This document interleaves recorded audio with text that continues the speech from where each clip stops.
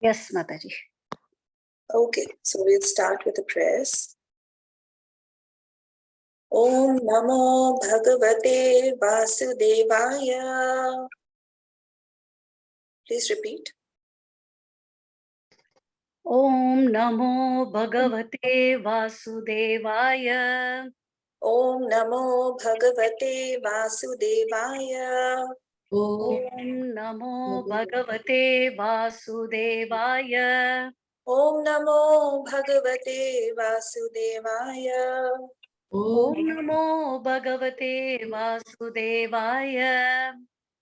Narayanam Namaskritya. Narayanam Namaskritya. Naram Chaiva Narottamam. Naram Chaiva Narottamam. Devim Saraswatim Vyasam. Devim Saraswatim Vyasam. Tato Jayamudirayet. Tato Jayamudhirayet. Nashtaprayeshva Bhadreshu. Nashtaprayesha Bhadreshu. Nityam Bhagavata Sevaya. Nityam Bhagavata Sevayam. Bhagavati Uttama Shloke. Bhagavati Uttama Shloke. Bhaktir Bhavati Naishtiki. Bhaktir Bhavati Naishtaki. Shrinvatam Swakatha Krishna. Shrinvatam Svakatam Krishna. Punyashravana Kirtanaha. Punyashravana Kirtanaha. Hridayantasto hi abhadrani. Hridayantasto hi abhadrani. Vidhunoti suhritsatam. Vidunoti sudushratam.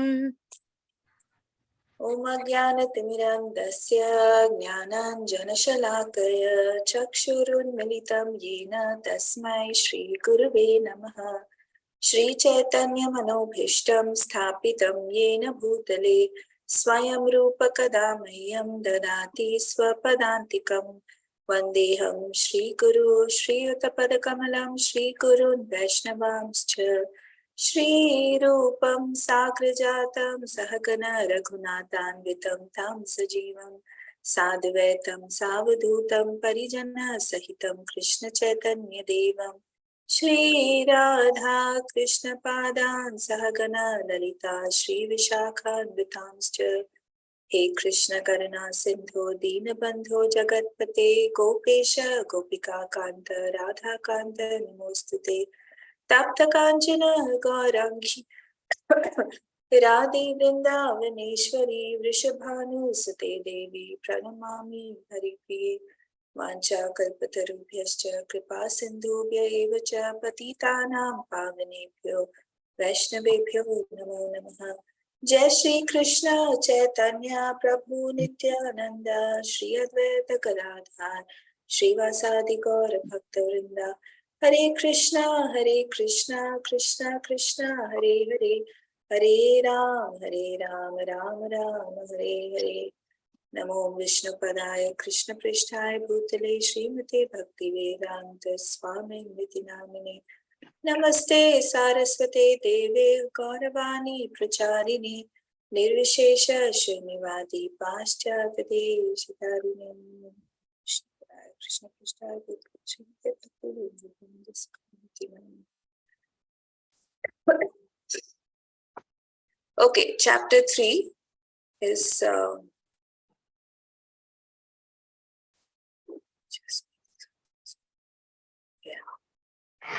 Krishna is the source of all incarnations, right?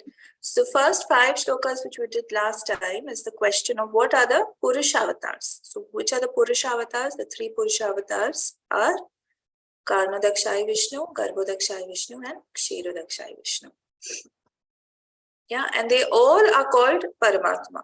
They all are also called Paramatma. Like Karnadakshayi is the Paramatma for the material world. Garbhodaksha is the Paramatma for each universe. And Kshirodaksha is Paramatma for each Jiva. They all are also called. So sometimes in Bhagavatam, there is a little, don't get confused when they say Karnadaksha is Paramatma. He is Paramatma. Okay, but for the material world. Okay, So now what we're going to start is that the fifth question is, what are the Leela avatars? So basically this chapter talks about all the avatars of the Lord to establish what is the title of this chapter. Krishna is the source of all incarnations, right? So please repeat after me. Sa eva prathamam devaha.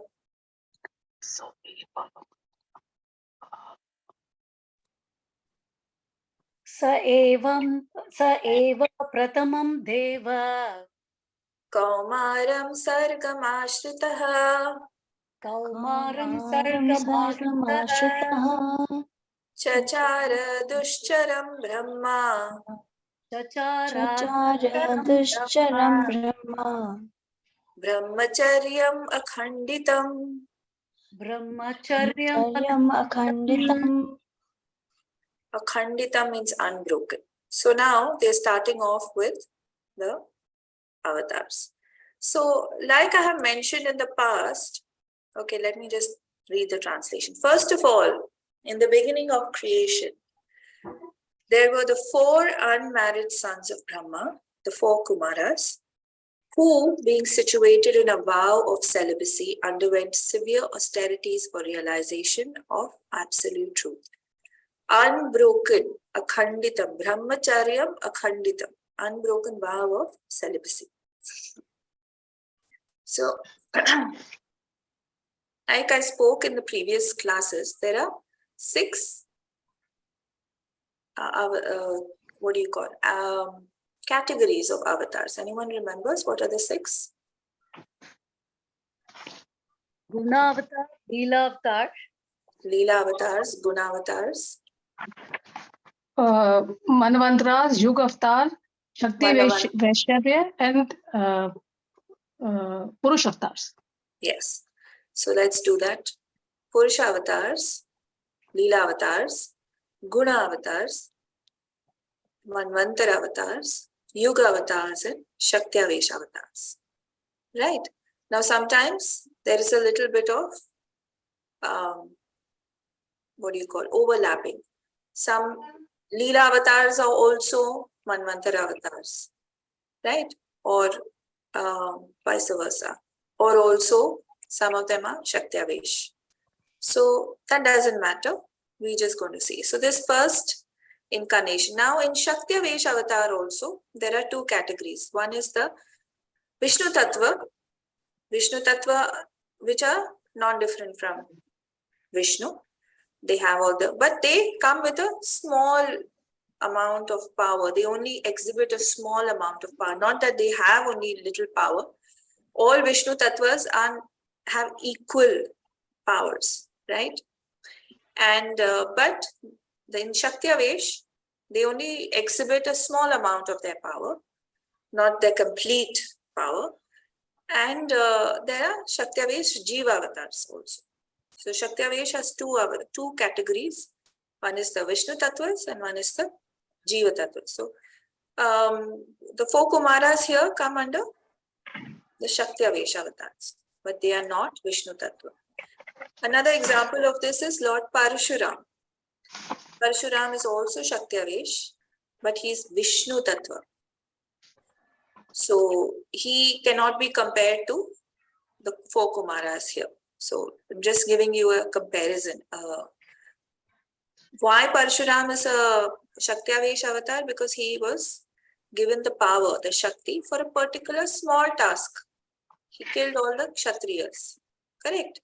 He rid the earth of the Kshatriyas. But he did not show any great power like Varahadev picking up the entire earth on his tusk, or whether it is Lord Ram, killing Ravan, killing Kumbhakaran, killing so many demons, building a bridge, extraordinary power.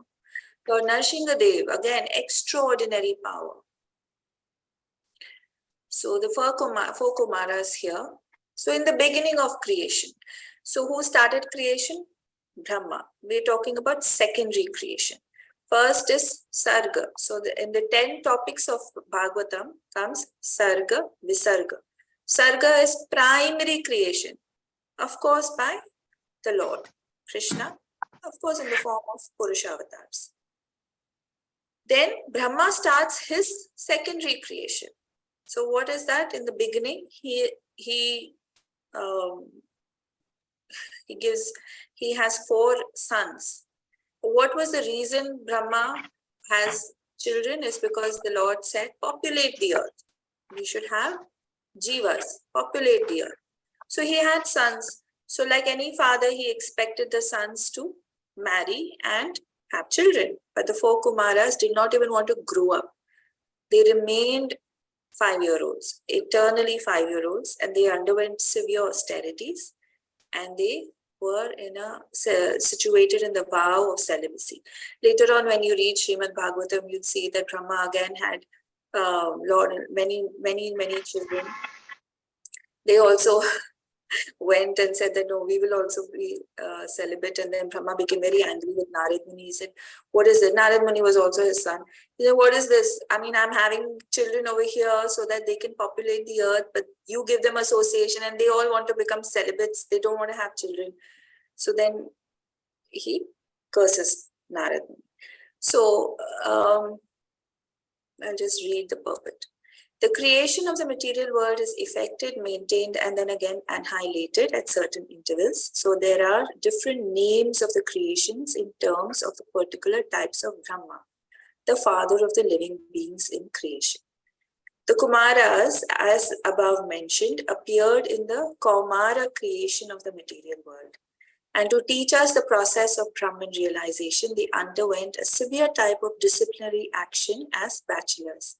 These Kumaras are empowered incarnations, Shaktyavesh incarnations, empowered.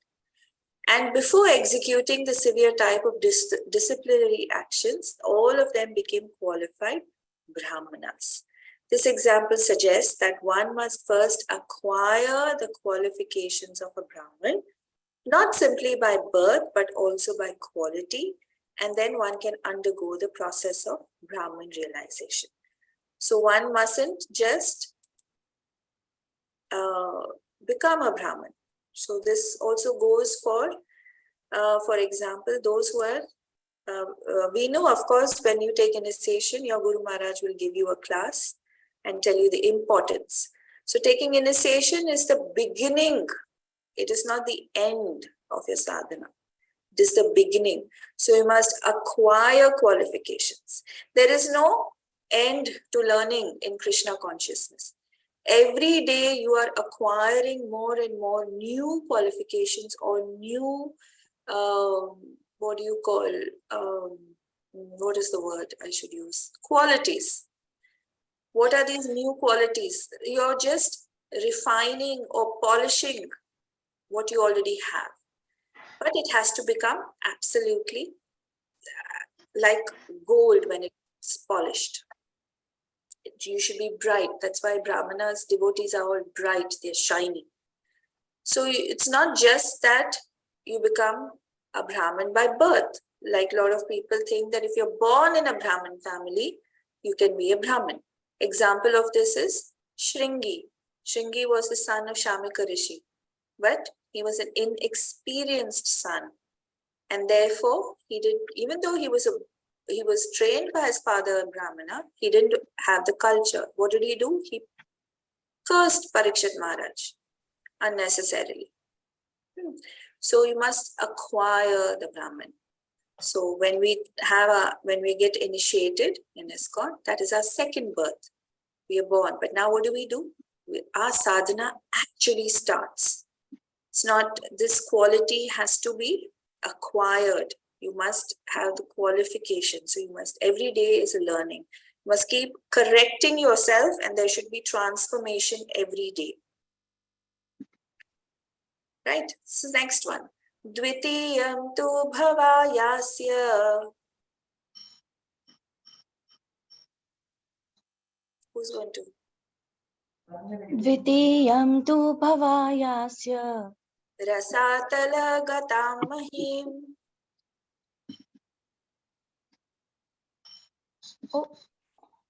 रसातलागतां महीम् Udharishyan upadatta उदर्स्यन् उपादत्ता Yagneshah Saukaram Vapuhu.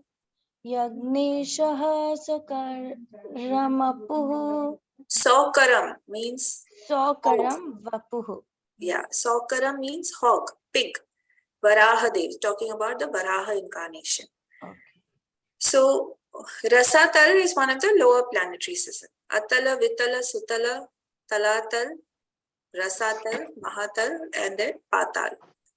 So, what is the translation? The supreme enjoyer of all sacrifices, Yagnesha, supreme enjoyer of all sacrifices, accepted the incarnation of a boar. This is the second incarnation. And for the welfare of the earth, he lifted the earth from the nether regions of the universe. We all know the story of Varahadev, right? Anyone who doesn't know? We know. Okay. So the indication is that for each and every incarnation of the personality of Godhead, the particular function executed is also mentioned. So there was a reason the Lord took the form of a boar, so that he could lift the earth up on his tusks. So the earth is a ball, right? So the two tusks kept the ball in its place. So every form was taken for a particular function, and such functions are always extraordinary. Even though the Lord took the form of a boar, he was completely spiritual. He had the most beautiful form of a boar. It's not like a normal boar or a pig over here in the material world. He had it with all his jewelry, and he was so effulgent, he was so beautiful. And the Lord, that's why it's so extraordinary. They are impossible for any living being to perform. The incarnation of the boar was to take the earth out of Pluto's region of filthy matter. Picking up something from a filthy place is done by a boar, and the all-powerful personality of Godhead displayed this wonder to the Asuras, who had hidden the earth in such a filthy place. There is nothing impossible for the personality of Godhead, and although he played the part of a boar by the devotees, he is worshipped, staying always in transcendence. Varahadev is also our Kalpa avatar. He is Shweta Varaha Kalpa. So whenever any yagya, any puja starts, you will hear the Brahmanas saying that Shweta Varaha Kalpa, Jambu Dvipa, Vaivasvata, all these things they say. Why? Because they have to say which Kalpa. Now, when you post a letter, we don't do it nowadays, but then those who have posted, I'm sure all of us know, we must have done it, or we've seen it, is the address. Where is it going? Which pin code? So when you are putting a requisition through a yajna to the Lord, you have to mention that which universe you are in, because there are so many universes. No, Karna, Dakshai, Vishnu, each pole or universe comes out. So we said, okay, so that universe, this is our Brahmas, four-headed Brahma's universe. In that, we are in the Shweta Kalpa, Shweta Varaha Kalpa. And then in that, I live in Jambu Dvipa, Bharata Varsha, in which city, and then what is my name, and then what is my Gotra, what is my family name, all that is said, and then that requisition goes in the yagya, and then it says, okay. Oh. So just like in Google, you put this address, you put the coordinates, and then you get a pin. You can pin where you are. Then the heavenly people in the heavenly planets, they know, okay, so these are the coordinates of where Anuradha is. So I know where she is, I'll pin, and the fruits of this yagya will go to that person I've pinned. So coordinates are very important. So that's why all this is very important. So all these yagyas which are done, it's not just something someone has made up and we just love hearing our voices, so therefore we are chanting it. No, It's all meant because it has to go to the fruits of it has to go to the right person. Tritiyam rishi sargam vai.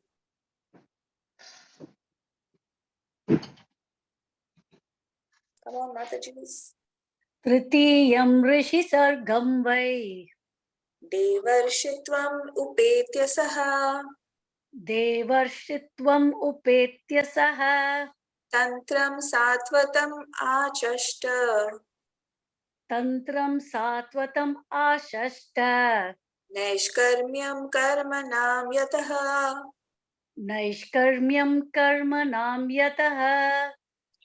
In the millennium of the rishis, the personality of God had accepted the third empowered incarnation in the form of Devarshi Narad, who is the sage among the demigods. He collected expositions of the Vedas, which deal with devotional service and which inspire non-fruitive action. So here is the Shaktyavesh, third empowered incarnation.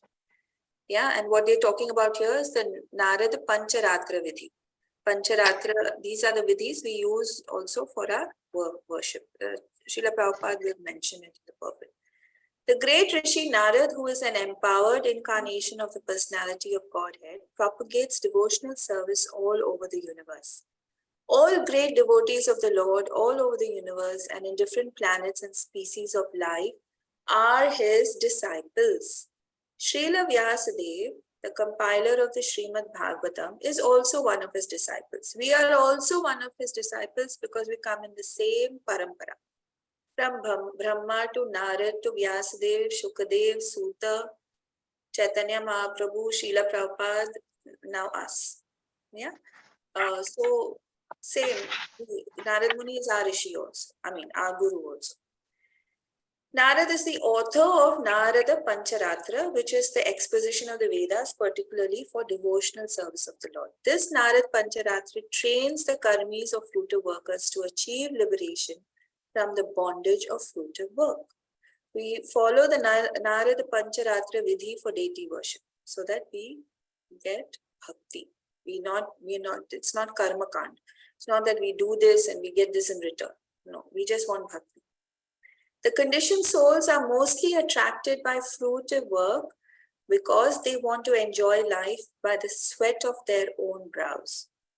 The whole universe is full of fruitive workers in all species of life. The fruitive works include all kinds of economic development plans, but the law of nature provides that every action has its resultant reaction, and the performer of the work is bound up by such reactions, good or bad. The reaction of good work is comparative material prosperity, whereas the reaction of bad work is comparative material distress. But material conditions, either in so-called happiness or in so-called distress, are all meant ultimately for distress only. Foolish materialists have no information of how to obtain eternal happiness in the unconditional state. Sri Narad informs these foolish fruitive workers how to realize the reality of happiness. He gives direction to the diseased men of the world how one's present engagement can lead one to the path of spiritual emancipation. The physician directs the patient to take treated milk in the form of curd for his sufferings from indigestion. Can you please mute? I don't know who's unmuted. Someone is unmuted. The physician directs the patient to take treated milk in the form of curd for his sufferings from indigestion due to his taking another milk preparation. So the cause of the disease and the remedy of the disease may be the same, but it must be treated by an expert physician like Narad.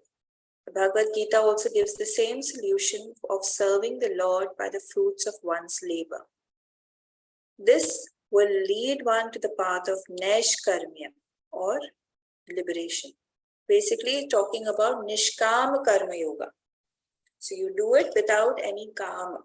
Yeah, you're not doing it. So karma yoga, karma kandis, what do? If you do good karma, you get good reaction, bad karma, bad reaction.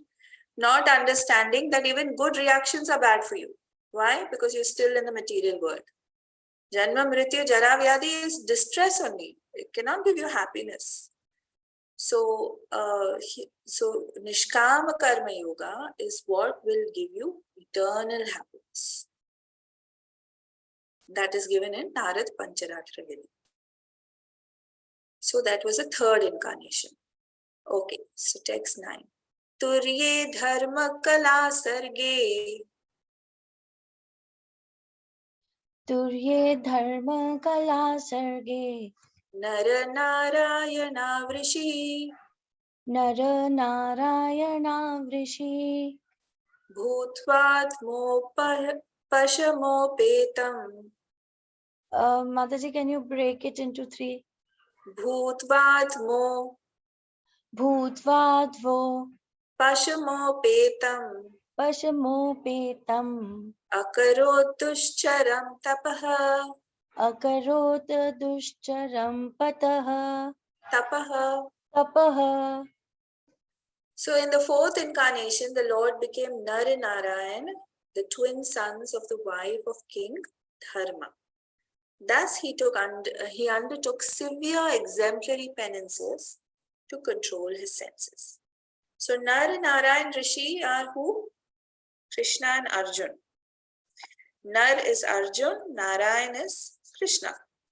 So Naranarayan Rishi took the incarnation as twin sons of the king of Dharma to teach us how to observe austerity, tapas. And if you go to Badrinath and all, you will see that Naranarayan ashram is there. And this Bhuloka, the presiding deity, that is Bharat Varsha. So in Jambu Dvipa, there are 4 Varshas. So the southern is Bharat Varsha, east is Kim Purusha, like that there are 2 more, I forgot. The presiding deity of Bharat Varsha, that is, Bharat Varsha means not India, you know, Bharat Varsha means the entire world, our globe. The presiding deity is Naranarayan Rishi. Like that, each area or each Varsha has a presiding deity. Each planet has a presiding deity. Like Kim Purusha Varsha. Kim Purusha is where Lord Hanuman is. So the presiding deity, of course, is Lord Ram. So Naranarayan Rishi over here, being our presiding deity, teaches us how to observe austerities. So what is the learning is that when you're born in Bharat Varsha, you're meant, your dharma, you're meant to observe austerities so that you have a lot of opulence and enjoyment in the Swargaloka, in heavenly planets. That is why you're born in Bharatvarsha. But now what has happened? Because of Kali Yuga starting and we've lost our teachings, what do we want to do? We're not bothered about what our destination is after this life. We want to enjoy here, we want opulence here. But what we have here is not opulence, it's actually distress. There's no opulence here. The opulence which is there in the heavenly planets is so great, so high, because there's no disease there. There's no, there's eternity, lifetime doesn't mean there's no death, but you live for such a long life. You have so much beauty, you have so much wealth, you have so much of comforts. So you're meant to do austerities here and meant to enjoy there. Why austerities here? Because of course, you just have 100 years. What is 100 years? Nothing. But what do you have in the Swargaloka? You have 10,000 celestial years. 1 day and 1 night in Swargaloka is 1 year over here. 1 day is 6 months, 1 night is 6 months. So 1 year in our lifetime is just 1 day and 1 night over there. So imagine how much time you have to enjoy. So Naranarayan Rishi basically are the incarnation who teaches you austerities. So Nar is Arjun and Narayan is Krishna. This is mentioned in the Bhagavad Gita also, that earlier I came as we came, you were Nar and I was Narayan, is what Krishna says. Please stop Mataji, me if you have any questions. Yeah. yeah, Mataji. So Nar Narayan Rishi is the son of Dharam, and his wife is Ahimsa, right? Dharam and Ahimsa. I'm not sure. I think it is. Let me think. Narayan.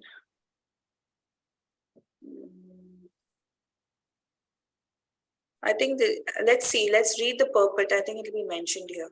Let's All see. right, Mataji.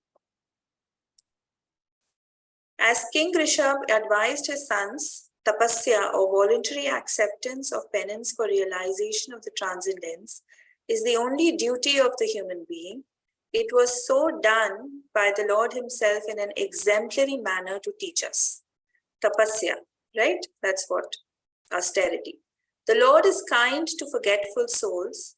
He therefore comes himself and leaves behind necessary instructions and also sends his good sons as representatives to call all the conditioned souls back to Godhead. Recently, within the memory of everyone, Lord Chaitanya also appeared for the same purpose, to show special favor to fallen souls of this age of iron industry. The incarnation of Narayan is worshipped still at Badri Narayan on the range of the Himalayas. It's not mentioned here. Maybe it is Ahimsa. I'm not sure, Neha. I don't remember. If I have mentioned it earlier, I don't remember. All right, Mataji, not a problem. Maybe you can do some research and find out for us. Okay, Mataji, I'll Yeah. do that. Yes.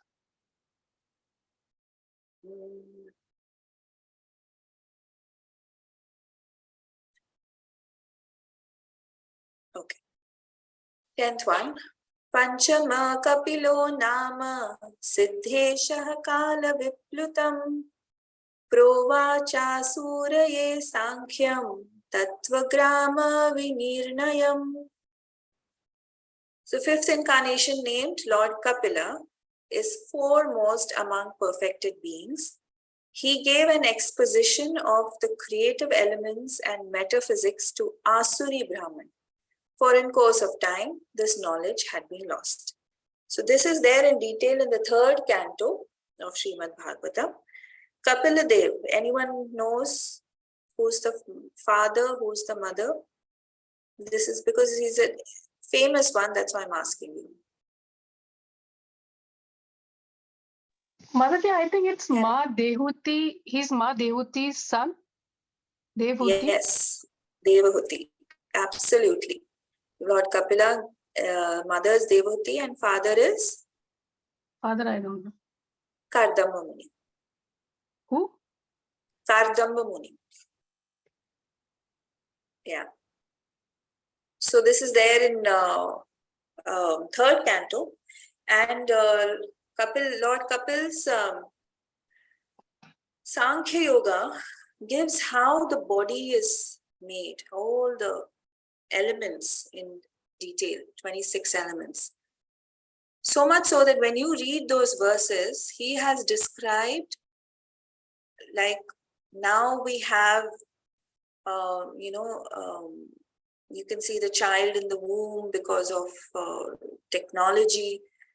But Kapila Muni, Kapila Dev had already described how a body develops in the womb of the mother so much in detail that it's as though he could see through, so everything there, and that's why Srila Prabhupada says everything is there in Bhagavatam. There's biology, there's chemistry, there's geography, there's metaphysics, everything. Yeah. The sum total of the creative elements is 24 in all. Each and every one of them is explicitly explained in the system of Sankhya philosophy. Sankhya philosophy is generally called metaphysics by European scholars. The etymological meaning of Sankhya is that which explains very lucidly by analysis of the material elements. And this was done for the first time by Lord Kapil, who is said herein to be the 5th in the line of incarnations. So, quick question. Shaktiavesh, Vishnu, what avatar? Leela,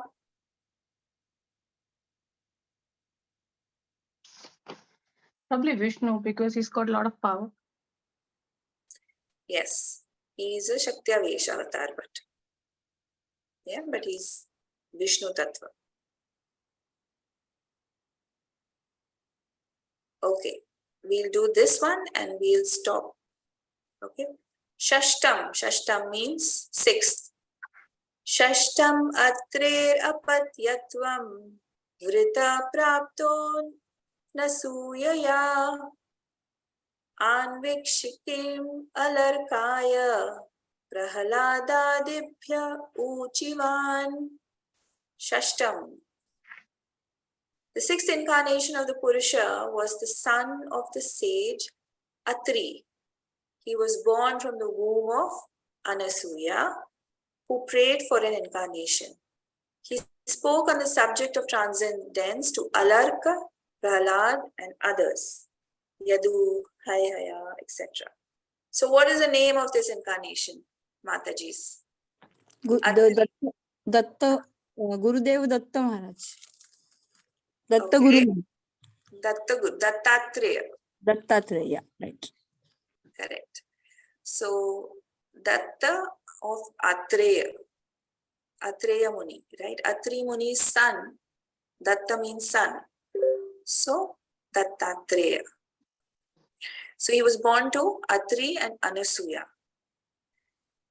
This story is very, very interesting. And okay, it's not given here, but maybe I can tell you the story in short because it's there in Bhagavatam, but it's, I think, in the 5th canto. I'm not sure. Yeah, I think 5th. The Lord incarnated himself as Dattatreya, the son of Rishi Atri and Anasuya. The history of the birth of Dattatreya as an incarnation of the Lord is mentioned in the Brahmanda Purana in the connection of the story of the devoted wife. It is said that Anasuya, the wife of Rishi Atri, prayed before the Lords, Brahma, Vishnu, and Shiva as follows. My Lords, if you are pleased with me and if you desire me to ask from you some sort of blessings, then I pray that you combine together to become my son. This was accepted by the Lords, and as Dattatreya, the Lord expounded the philosophy of the spirit soul and especially instructed Alarka, Prahlad, Yadu, Hayaya, etc. So Dattatreya is again a Vishnu incarnation. Yeah, Leela. So, anyone wants to hear the story? Yes. Our children, Yes. isn't it? We love stories. Yes. So there are 5 women in the history of the world who are the most chaste. They are an example of chastity and they are considered the best among women. Out of them, one is Anasuya. Anasuya is Atri Muni's wife. Anyone knows who the others are? I think one is Sita Mata. Yes, very good. I'm glad someone said that. Second, Anasuya. Third,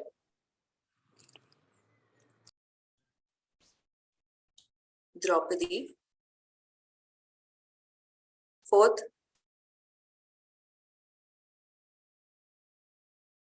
Arundhati, wife of Vasishtha, Arundhati. And fifth, believe or not to believe, Mandodari, right. Mandodari. Yes. So Anasuya was so chaste, and even the Lord used to sing praises of Anasuya Mata. So Brahma, Vishnu, and Shiva used to talk about her chastity and her glories. So, as usual, the mothers, Lakshmi, Saraswati, and Parvati got together and said that we have to test her. we should test her. So they said that so then of course, like Srila Prabhupada had written in the pulpit, Anasuya prayed and prayed and said that Lord Brahma, Shiva and Vishnu, you all have to come as my children. So, Parvati, Lakshmi and Saraswati, they go to their husbands and they say that you have to test her chastity. Only then can you grant this wish. So now they are like, how can you do that to a mother, right? You know a mother, you know her chastity. So they go to her. So they say that, okay, we'll go. So the three of them go and they say that we have come to your home and you have to serve us food. But there's only one condition. And what is that condition? The condition is that you will not wear any clothes while serving us food. You should not be wearing any clothes. So Anasuya was like, okay, no problem. She didn't even blink. She said, fine, no problem. So they were like, okay. So then she said, okay, but I have one condition. So what's that? The three of you will come to me as tiny infant babies. Then I can nurse you and feed you milk as a mother.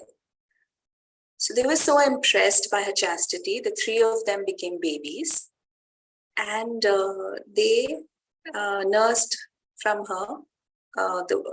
She nursed milk.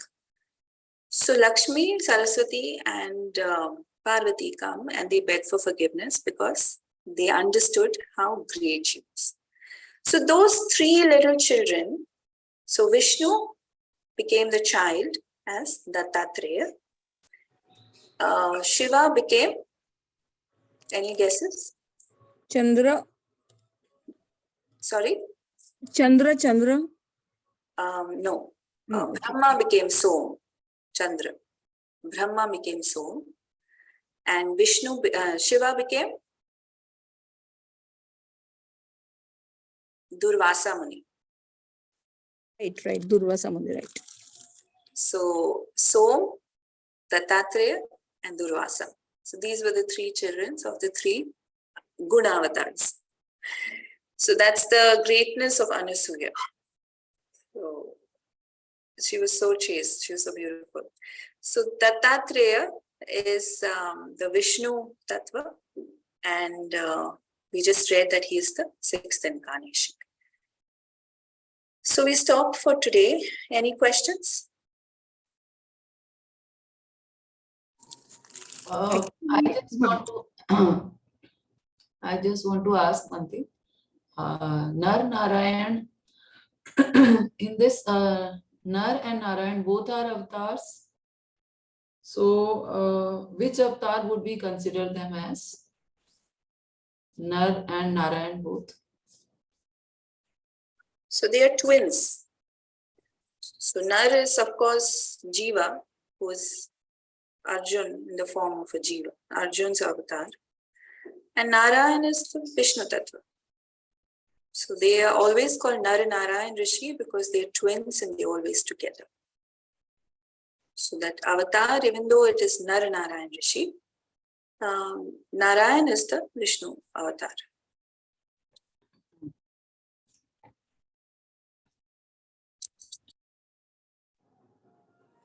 Actually, हम every morning एक श्लोक बोलते हैं every morning as like कराग्रे वसते Lakshmi.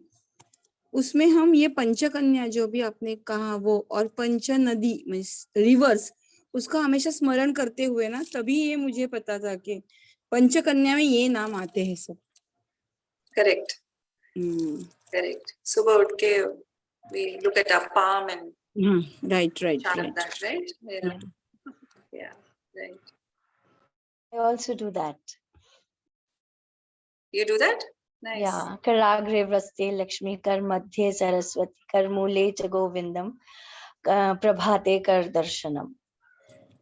Very nice. उसके बाद में ऐसे के समुद्र वसने देवी पर्वतस्तन मंडले विष्णु पत्नी नमस्तुभ्यं पादस्पर्शम क्षमस्व मे आकाशां पतितं तोयं यथा गच्छति सागरं सर्वदेव नमस्कारं केशवं प्रति गच्छति गुरुर्ब्रह्मा गुरुर्विष्णु गुरुर्देवो महेश्वरा गुरुर् साक्षात् परब्रह्म तस्मै श्री गुरुवे नमः अहिल्या द्रौपदी सीता तारा मंदोदरी तथा पंचकन्या स्मरे नित्यं महापाप पाप विनाशम् आकाशां पतितं तोयं यथा गच्छति सागरं सर्वदेव नमस्कारं केशवं प्रति गच्छति.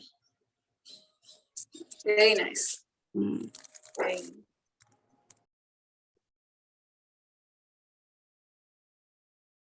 Any other questions? Mataji, I just had a question. So Lord Kapila's father is who? I didn't get the name properly. Kardamba Muni. Kardamba Muni. Okay, thank you.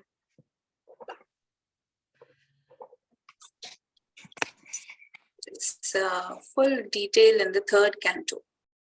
It's very, very beautiful. Wow, very beautiful. How Kardamba Muni marries Devahuti, and then how he expands himself 9 times. And then the palaces he builds in the air, and then how Kapil Muni is born, and how his teachings to Devahuti, Kapil's teachings to Devahuti, very, very Sankhya Yoga, beautiful, very beautiful. We'll, I'm sure, reach third canto soon.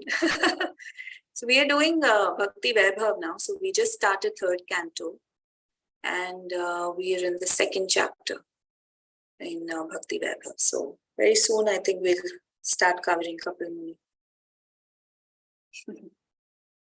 There's a reference to Kapila Muni in, I think, Sankhya Yoga only of, Yes. chapter 2 Bhagavad Gita, because I remember it more in connection with, do not get confused with the other Kapila who's an atheist. Yes. So there is a fake Kapil who proclaimed himself to be the incarnation, but he is the fake. He taught the wrong exposition of Sankhya. So the Lord Kapila Dev taught Sankhya so that you can go back home, back to Godhead. Anything the Lord teaches what culminates in bhakti has to culminate in linking to the Lord. But the fake Kapila did not do that. So Srila Prabhupada always mentions in his purport, because we should know which Kapil Dev's book to. I mean, the fake Kapil Dev book will be available separately also. So you shouldn't just pick it up, and you should be aware of which Kapil Muni should we read. So that's why he says, stick to Bhagavatam, stick to my purports, so that there's no, because how do we know now? We don't have that discretionary power to know that we're reading the wrong scripture. So therefore he always mentions again and again, there's a fake, so that we don't pick up his book by mistake. So, yeah, but very beautifully given in third canto. Yeah, a lot of then the reason why is that then we have a lot of respect for the material world, how we are made, what are the elements in it, how we are made, and so much thought. Of course, for Krishna, it's just material world. By his will, it was just created. He didn't have to think. But still, if you break down into all these small things, there's so much thought behind everything. Who would have thought that the elephant has to be so strong, and then it has to have the trunk, and every animal has its function. So everything, every element is developed in a different way. Our sense of for